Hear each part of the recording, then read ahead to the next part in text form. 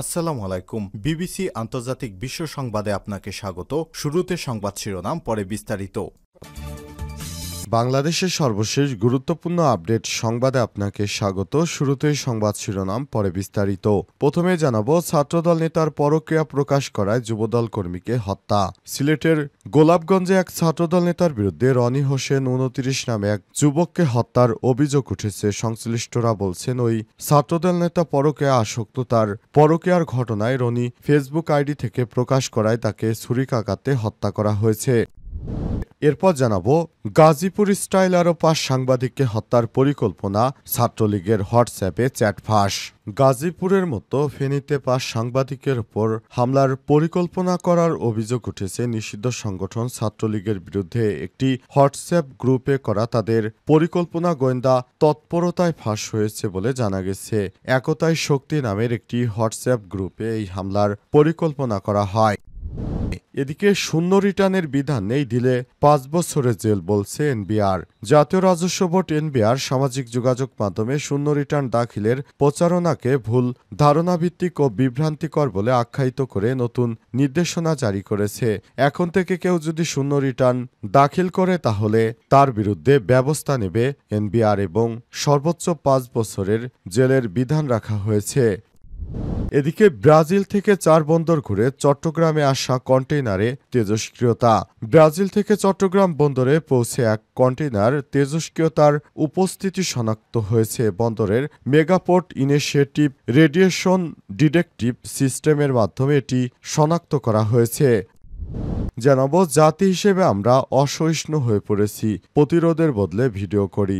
গাজীপুরের সাংবাদিক তুহিন হত্যার ঘটনায় দুঃখ প্রকাশ করে স্বরাষ্ট্র উপদেষ্টা জাহাঙ্গীর আলম চৌধুরী বলেছেন, আমরা জাতি হিসেবে খুব অসহিষ্ণু হয়ে গেছি, আমাদের এখন কোনো ধৈর্য নেই। তিনি আরও বলেন, আগে সমাজে কোনো অপরাধ কাজ হলে সবাই ঝাঁপিয়ে পড়তো, সেটা থেকে বাঁচার জন্য এখন সবাই দাঁড়িয়ে দাঁড়িয়ে মোবাইল দিয়ে ভিডিও করে। কতটা নির্লজ্জ জাতি দিন দিন তৈরি করছি আমরা। এবং সর্বশেষ জানাবো, সাবেক ডিএমপি কমিশনার সহ পলাতক ৪ আসামির বিরুদ্ধে গ্রেপ্তারি পরোয়ানা জারি। রামপুরায় কার্নিশে ঝুলে থাকা এক যুবককে গুলি করে এবং ২ জনকে হত্যা মামলার অভিযোগ আমলে নিয়ে পলাতক সাবেক ডিএমপির কমিশনার হাবিবুর রহমান পলাতক ৪ আসামির বিরুদ্ধে গ্রেপ্তারি পরোয়ানা জারি করেছে আদালত। এছাড়াও পরবর্তী শুনানির জন্য ১৭ আগস্ট দিন ধার্য করা হয়েছে। প্রিয় দর্শক, এতক্ষণ শুনছিলেন সংবাদ শিরোনাম, এবারে বিস্তারিত। তবে তার আগে বন্ধুরা, অনুরোধ থাকবে এই সংবাদটিতে একটি লাইক দিন। এই চ্যানেলে আপনি নতুন হয়ে থাকলে আমাদের সংবাদটি দেখতে দেখতে চ্যানেলটি সাবস্ক্রাইব করে রাখুন। কমেন্ট করে বন্ধুরা আপনার মূল্যবান মতামত জানিয়ে দিন আপনি বিশ্বের কোন দেশ থেকে বা বাংলাদেশের কোন স্থান থেকে আমাদের সংবাদটি দেখছেন এবং শুনছেন। আর বন্ধুরা, এই সংবাদটি আপনার সোশ্যাল মিডিয়া ফেসবুকে শেয়ার করে বন্ধুদেরও দেখার সুযোগ করে দিন। কমেন্ট করে জানিয়ে দিন আপনি বাংলাদেশের কোন জায়গা থেকে বা কোন স্থান থেকে এবং বিশ্বের কোন দেশ থেকে আমাদের সংবাদটি দেখছেন এবং শুনছেন। এবারে বিস্তারিত। ছাত্রদল নেতার পরক্রিয়া প্রকাশ করায় যুব দল কর্মীকে হত্যা। সিলেটের গোলাপগঞ্জে এক ছাত্রদল নেতার বিরুদ্ধে রনি হোসেন ২৯ নামে এক যুবককে হত্যার অভিযোগ উঠেছে। সংশ্লিষ্টরা বলছেন, ওই ছাত্রদল নেতা পরক্রিয়া আসক্ত। তার পরক্রিয়ার ঘটনা রনির ফেসবুক আইডি থেকে প্রকাশ করায় তাকে ছুরিকাঘাতে হত্যা করা হয়েছে। আজ উপজেলার পৌর শহরের কদমতলী এলাকায় এই ঘটনা ঘটে। অভিযুক্ত ওই ছাত্রদল নেতার নাম রাজু আহমেদ। তিনি উপজেলার পৌর এলাকার ফুলবাড়ি পূর্বপাড়ার বাসিন্দা বাবুল আহমেদের ছেলে। তিনি পৌর ছাত্র দলের সাংগঠনিক পদে ছিলেন বলে জানা গেছে। নিহত রনি উপজেলার আমুরা উত্তরপাড়া দামপাল গ্রামের বাসিন্দা আজিম উদ্দিনের ছেলে। তিনি যুবদলের সক্রিয় কর্মী ছিলেন বলে জানা গেছে। জানা যায়, শনিবার রাত ১২টার দিকে উপজেলার পৌর শহরের কদমতলী এলাকায় রনিকে ছুরিকাঘাত করে রাজু। পরে রনিকে গুরুতর আহত অবস্থায় উদ্ধার করে সিলেট ওসমানী মেডিকেল কলেজ হাসপাতালে নিয়ে যায় তার স্বজনরা। সেখানে যাচাই বাছাই শেষে কর্তব্যরত চিকিৎসক রনিকে মৃত ঘোষণা করে। নিহতের মা রত্না বেগম বলেন, কয়েকদিন আগে ছাত্রদল নেতা রাজুর স্ত্রী আমার ছেলের কাছে একটি বিচার দেন, তার স্বামী পরক্রিয়া করছে। এটা নিয়ে রাজুর সঙ্গে রনির বাকবিতণ্ডা হয়। এছাড়াও আরও কারো সঙ্গে আমার ছেলের শত্রুতা ছিল না। রাজুই আমার ছেলেকে হত্যা করেছে। গোপালগঞ্জ সিলেটের গোলাপগঞ্জ আমুরা ইউনিয়নের ভারপ্রাপ্ত চেয়ারম্যান মোহাম্মদ মোস্তাক আহমেদ বলেছেন, কি কারণে হত্যাকাণ্ড ঘটেছে তা এখনো জানা জানা যায়নি। তবে নিহতের পরিবার এবং রাজনৈতিক কর্মীরা বলছেন একটি পরকীয়ার ঘটনায় এই ঘটনা ঘটেছে। বিষয়টি নিশ্চিত করে গোলাপগঞ্জ মডেল থানার ওসি মনিরুজ্জামান মোল্লা বলেছেন, হত্যাকাণ্ডের সঙ্গে জড়িতদের গ্রেপ্তারে পুলিশ অভিযান অব্যাহত রেখেছে। গাজীপুরের ইসরায়েলে ৫ সাংবাদিককে হত্যার পরিকল্পনা নিষিদ্ধ ছাত্রলীগের হোয়াটসঅ্যাপে চ্যাট ফাঁস। গাজীপুরের মতো ফেনীর ৫ সাংবাদিকের উপর হামলার পরিকল্পনা করার অভিযোগ উঠেছে নিষিদ্ধ সংগঠন ছাত্রলীগের বিরুদ্ধে।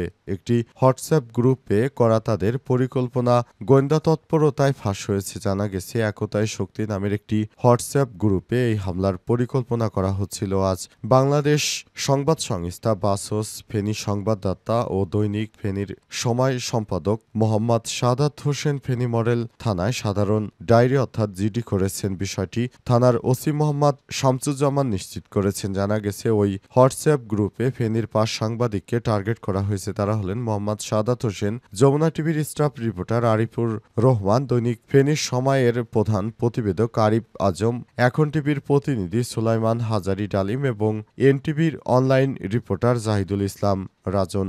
জিডিতে উল্লেখ করা হয়েছে, শুক্রবার দিবাগত রাতে বিভিন্ন মাধ্যমে খবর পাওয়া যাচ্ছে যে একতায় শক্তি নামে গ্রুপে কয়েকজন ব্যক্তি এই সাংবাদিকদের উপর গাজীপুর স্টাইলে হামলার পরিকল্পনা করছেন। অভিযোগে আরও বলা হয়েছে, এই গ্রুপে আচমকা হামলা চালিয়ে সাংবাদিকদের কোপানো বা তাদের বাড়িঘরে রাতের আধারে অগ্নিসংযোগের পরিকল্পনা করা হচ্ছে। এই বিষয়টি জানানো হয়েছে। এরপরই নড়েচড়ে বসেছে ওই সংবাদ মাধ্যমের বিভিন্ন সাংবাদিকরা। তারা জানিয়েছেন, আমাদের এভাবে হত্যা করার ঘটনায় নিরাপত্তা নিয়ে আশঙ্কা বোধ করছি এবং আমরা সাধারণ ডায়েরি অর্থাৎ জিডি করেছি। শূন্য রিটার্নের বিধান নেই, দিলে ৫ বছরের জেল বলছে এনবিআর। জাতীয় রাজস্ব বোর্ড এনবিআর সামাজিক যোগাযোগ মাধ্যমে শূন্য রিটার্ন দাখিলের প্রচারণাকে ভুল ধারণাভিত্তিক ও বিভ্রান্তিকর বলে আখ্যায়িত করে নতুন নির্দেশিকা জারি করেছে। নতুন নির্দেশনায় বলা হয়েছে, শূন্য রিটার্ন দাখিল আইনত দণ্ডনীয় অপরাধ। রাজস্ব সংগ্রহকারী এই সংস্থাটি এ বিষয়ে কঠোর অবস্থান নিয়েছে। আজ বিষয়টি নিয়ে এনবিআর থেকে একটি নির্দেশনা প্রকাশ করা হয়। সংস্থাটির নির্দেশনায় বলা হয়েছে, সবকটি ঘর শূন্য হিসেবে পূর্ণ করে শূন্য রিটার্ন দাখিল করা যায় বলে প্রচার করা হচ্ছে। এনবিআর জারি করা বিজ্ঞপ্তিতে আরও বলা হয়েছে, আয়কর আইন ২০২৩ অনুসারে জিরো রিটার্ন নামে কোনো বিধান নেই। করদাতাকে প্রকৃত আয়, ব্যয় ও সম্পদ ও দায় রিটার্ন উল্লেখ করতে হবে। প্রকৃত করযোগ্য আয় না থাকলে কর দিতে হবে না। আর রিটার্নে মিথ্যা তথ্য দিলে আয়কর আইন অনুযায়ী সর্বোচ্চ ৫ বছরের কারাদণ্ডের বিধান রয়েছে বলে উল্লেখ করা হয়েছে। আজ আইসিএমবি এর এক অনুষ্ঠানে যোগ দিয়ে এনবিআর চেয়ারম্যান আব্দুর রহমান খান আরও জানান, আয়কর আইনে জিরো বা শূন্য রিটার্ন কনসেপ্ট বা কোনো নিয়ম নেই। তিনি জিরো রিটার্নকে এক্সট্রিমলি ডেঞ্জারাস উল্লেখ করে বলেছেন, করদাতা রিটার্নে যা কিছু ডিক্লেয়ার করেছে সেটা তার বক্তব্য। যদি তা মিথ্যা হয় তাহলে আয়কর আইনে ৫ বছরের জেলের বিধান রাখা হয়েছে। যারা এই ধরনের মিথ্যা আয়কর দিবে তাদের বিরুদ্ধে এবার প্রশাসনের পক্ষ থেকে বড় ধরনের ব্যবস্থা নেওয়ার জন্য নির্দেশনা দেওয়া হয়েছে। ব্রাজিল থেকে ৪ বন্দর ঘুরে চট্টগ্রামে আসা কন্টেইনারে তেজস্ক্রিয়তা।